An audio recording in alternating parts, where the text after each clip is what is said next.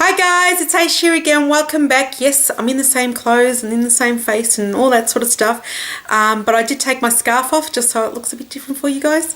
And plus it was getting a bit hot. This is my May favourites. But before I begin, I just wanted to say apologies, but I've just been really busy and just coming home late at night, feeling quite tired, and I really just didn't have the energy to film. And I usually film on the weekends, and the weekends have been a bit jam-packed, or things have come up that I haven't planned, and yeah, so I've just been busy with that sort of stuff. For those of you who are new to my channel or just flying in for a visit, when I show my favorites, when I talk about my favorites, I do tend to talk about any beauty product that I've been enjoying using, whether it's a limited edition, discontinued, or a product that everybody can get. The reason why I do that is because it might actually, if you've got it in your collection, it might actually encourage you to use it if you haven't used it for a while. So that's the only thing, and basically genuinely I have been enjoying using it, and that's why I show them to you.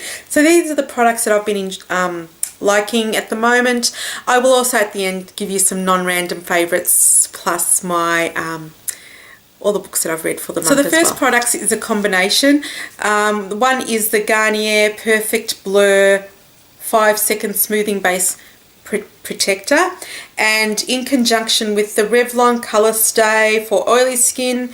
This is in 320 True Beige. This is in the old packaging. Yes, it is. It's got no pump, but absolutely loving this combination. I do have it on my skin today. I just think the longevity of this and the smoothingness of this over my pores that you can have swimming carnivals in, I think it just gives a really nice look to it. And whenever you can get a combination from the drugstore of a primer and a foundation, all the better. I'm absolutely loving this one, and I'm actually almost finished this one. I don't know if I just said it to you, but I do have a review of this one. If I remember, I'll link it below. If not, just go and search on my channel for the video. Really like it. It does actually give a smoothing effect to my skin, similar to some higher end products like the Professional. On my skin, I'm not seeing that much difference at all. So why would I spend $57 when I can buy this for under 15? And yeah, I'm just really loving the longevity of this one, and these two together, I just think it looks really nice on my skin. I don't know what you guys think. This has been on for quite a while now, but loving it. And the brush that I've been enjoying using on my face with those products is the Eyeshadow foundation brush. As you can see, it's quite a small brush. It's got some stuff. Yes, it's dirty. It needs to be washed. So it's actually quite small, as you can see, in relation to my face. Some would use something of that thickness for a highlighter or something, but it's angled. It's quite dense, not the densest thing in the world. But I think the magic of this one is because the brush handle is so small, because the surface area of the foundation, the bristles, is so small, you tend to work it on your face a lot longer, so that it actually goes onto whatever foundation that you're using goes onto your skin much better, because you're actually working it in a bit more. I'm happy to do a separate review if you want, but that's basically it. I just think it's because you take a longer time to use this brush. That's my theory. I absolutely love it. I'm glad I have it. The only complaint I have is it's a bitch to wash and then also dry, but love it. And now I'll have to go and wash it, unfortunately. But I think this retails for about $50 here in Australia, but I got it in one of those packy things. I think it might be $30 in the US, and elsewhere you'll have to check your counters. But next on to eyes, and I'm not wearing these today. I've only got two here with me. I don't know where the other two are. These are the Laura Mercier Caviar Sticks, and at the beginning of May or maybe late April, I got the Laura Mercier, the new eyeshadow palette, and it had a caviar stick in there, Cocoa, and I've just gone, I haven't used my caviar sticks in ages, so I brought them out again, and I've got another 3 in the full size, and so it's Amethyst, I think this one is Smoke, and then I've Khaki. I'm not sure where Khaki is. Obviously I just forgot to bring it out, because I do tend to wear these a lot in conjunction with each other. These are a cream retractable eyeshadow, cream eyeshadow. I love them. I use them and they blend so well with each other. I can wear this and go the whole day, and I rarely wear cream eyeshadows on their own, but I'll wear these on their, like I won't wear it as a base, but these ones I will wear as an eyeshadow, and I love it. I find that with the way my eyes look, there are days when this amethyst one can actually look quite dark brown, and not as gorgeous as this, but I still don't mind it. And very often I'll wear the amethyst on its own as a wash of colour, or as a smoky eye as well. I really like wearing this like as a really dark, not a really dark, as a smoky eye with a lot of black eyeliner around the rims of my eyes. But loving it. They're not the cheapest cream eyeshadow in the world, but I am so glad that I haven't wasted my money on them, is what I'm saying. Really, really like these ones. Next is for cheeks. Again, I'm not wearing it today, but because I've been in a pink mode, you'll see, because with the lips as well. This is my blush from Benefit. I hardly ever have used this blush, so it looks like I haven't even touched it. You're going to see it now. So this is Benefit Havana. And so this new packaging, that's a blush there. So it's sort of like a multicolour pinwheel. And what I find is that it actually does show up on my face, but it looks quite white, so there's no use. This is why I don't like filming at night. But it does still show up on my face and you can't see it. But I have been enjoying it, so I'm not even going to edit it out. And for lips, there's been 3 items that I've been enjoying for lips. One is I'm wearing it today. This is a Maybelline Colour Whisper, and I actually can't read the writing, so I'll put it here for you. I would have anyway, but it's number 45. This is a Colour Whisper. It's just a beautiful sort of a red cherry colour. It is on my lips. I just find that the longevity on these is magnificent. Now, to me, a balm shouldn't be this pigmented, but this is, and I really like that colour. It's showing quite pink, so I have no idea when I upload what colour that'll be, but it's the colour of my lips and I love it. And next, the other 2 are actually pink, and hence why I've been loving that blush, the pink blush from Benefit.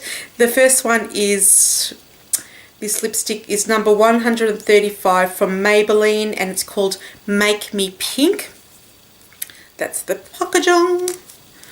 I don't know why I had to use that voice. That's the shade there. It's just nice, warm pink. It's probably like half the pinks that we've all got in our collection, but I have been enjoying that. The other pink that I have been enjoying is from Chanel. They actually don't make this anymore, and I can't even remember the name of it, so I don't know why I'm showing it to you. But it comes in this packaging. And it comes like this, and you got the colour like that. So I don't know, maybe if you've got it in your collection you can bring it out.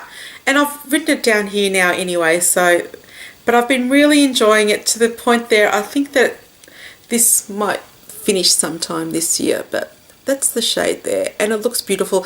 And from memory, the colour name is called Empire. They don't make this anymore, I know they don't, but it has, I think this line has actually been discontinued, but it's to remind us to use this stuff up, otherwise it's going to get bad. So if you've got this one, or if you've got Dragon, oh, I love Dragon, but it's just a nice pink colour. I've been really enjoying that was all my makeup favourites, and now onto my random favourites. So sometimes it's food, sometimes it's music, sometimes it's whatever. And also I'll just go through the books that I've read for the month as well, because I know that some of you guys enjoy that.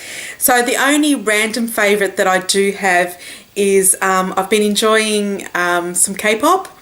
And I Shazam this song, but I have to look because the Shazam didn't work because it gave me the Korean characters for the band, but the song is called Boy in Love, and the artist is BTS. Oh my god, it's just so magic. You have to watch it. Oh, it's so good. I love it, I love it, I love it. So I've been really enjoying some K-pop this month. That was the only random favourite that I had. I'm sure I would have had more, but I can't remember. It's been so long since May finished. As for the books I've read, I actually have read quite a few books this month.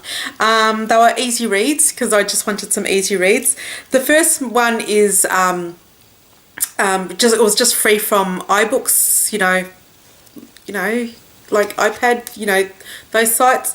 And I think it's, you read the first one, then you want to get the series. But anyway, so it's called The Best Man. This wasn't the first book I read for the month, but I need to get through this one first. It's called The Best Man by Ella Ardent. Look at the title, sexy. That's a bit snexy, isn't it? Ooh. Yeah, it's one of those books. Absolutely formula romance books.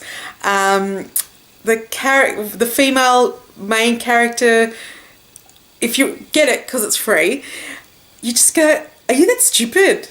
Seriously, are you that stupid? And you have to use that voice. Are you that stupid? But it was a lovely book. It's a short book. It still hooked me in from the first chapter. Yeah, so it's free. You'll enjoy it. If you like a bit of that romance formulaic type book, you will enjoy this one. It still irritates me when I find spelling errors in these ebooks, though. It really pisses me off. That's all I've got to say about that one. That's why I like printed books.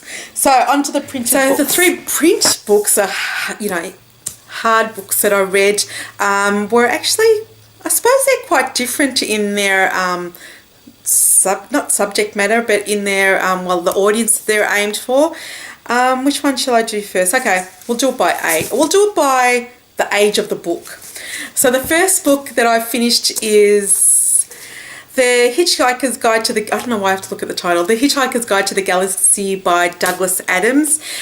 This isn't the first time I've read this book. I'm showing you, but it's in hardcover.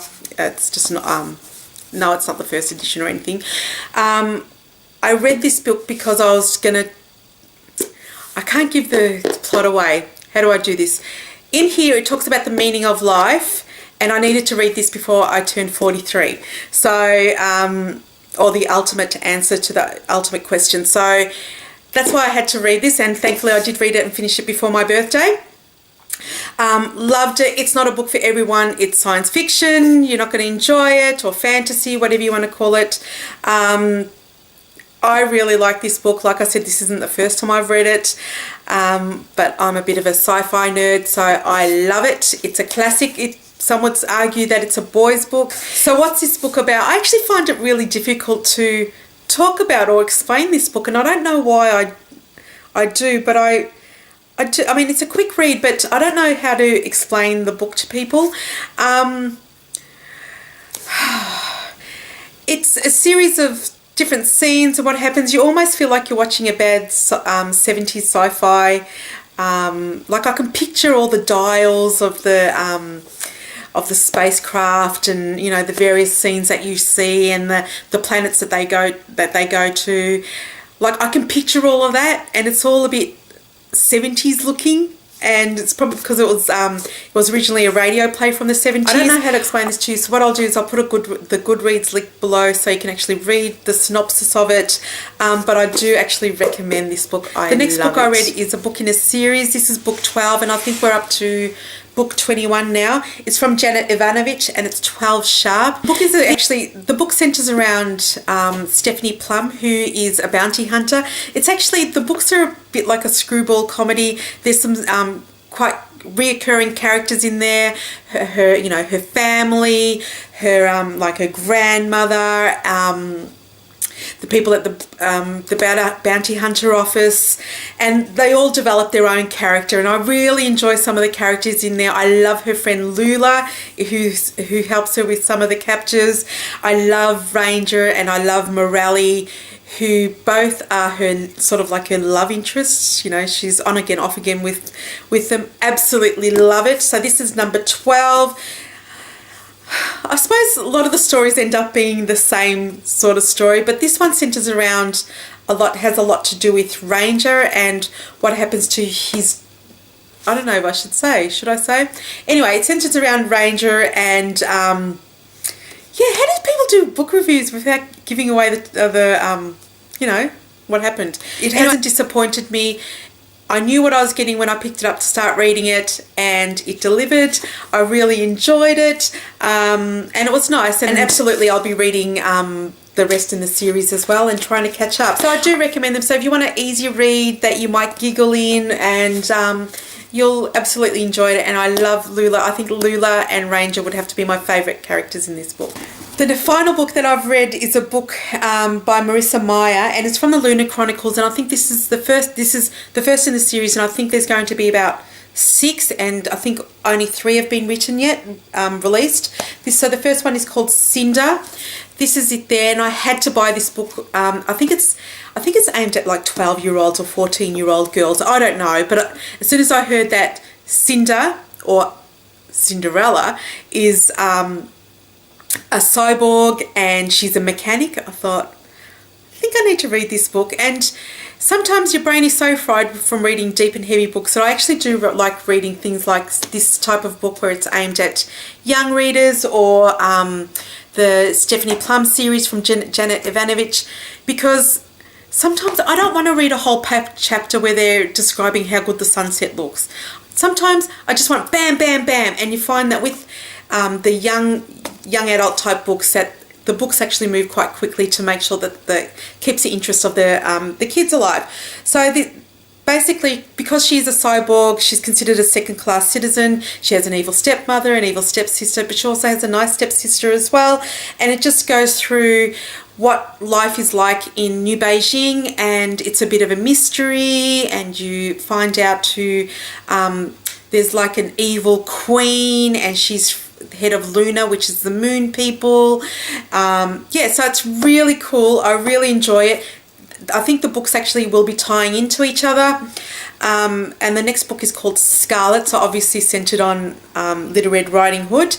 But I'm looking forward to reading the rest in this series. I really, really did enjoy it. So I do actually recommend this one if you want something that's fun and fluffy to read.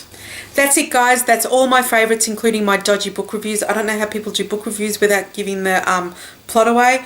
If you've read The Hitchhiker's Guide to the Galaxy and you've enjoyed it or really disliked it, I'm happy to hear your opinion. Otherwise, if you've read any of those other books, let me know. And to all you makeup lovers out there, that I am in the mood to buy some makeup. So if there's anything that you have been loving in the month of May, let me know, and I'll be sure to check them out. May has been an awesome month for me, and I hope it's been an awesome month for you. Even though I'm a year older now, bring it on is what I say. Okay, take care, guys, and I'm hoping that I see you quite soon. Ciao.